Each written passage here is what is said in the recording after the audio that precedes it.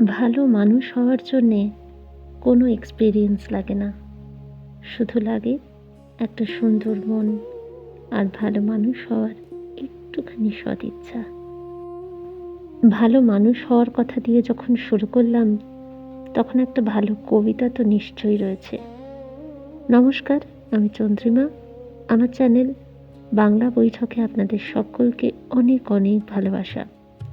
আজকের কবিতা সুভাষ মুখোপাধ্যায়ের লেখা হাত বাড়িয়ে রেখেছি।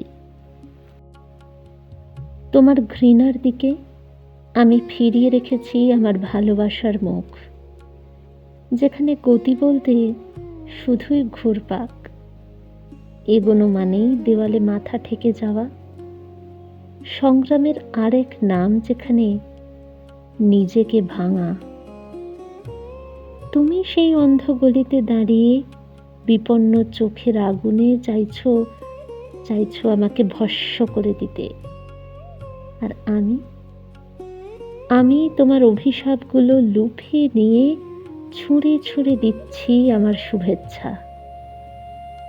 ভোরের আজানের মতো আমি গলা তুলে জানান দিচ্ছি, খোলা রাস্তার কোন মুখে আমি তোমারই জন্যে দাঁড়িয়ে হাত বাড়িয়ে রেখেছি। অন্যদিকে মুখ ফিরিয়েও তুমি আমার হাত যাতে ধরতে পারো।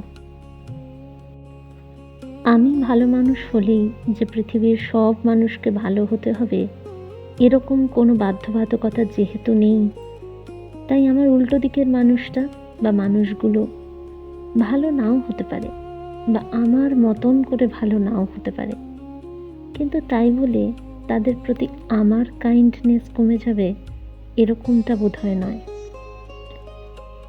অনেক দিন আগের লেখা একটা কবিতা সুভাষ মুখোপাধ্যায়ের, তবু সেই কবিতাই কত সুন্দর করে, কত গভীর সত্যি জীবনের একটা অনেক বড় দর্শন শিখিয়ে দিয়ে যায়। ভালো থাকবেন প্রত্যেকে। যদি ভালো লাগে সাবস্ক্রাইব করে দেবেন।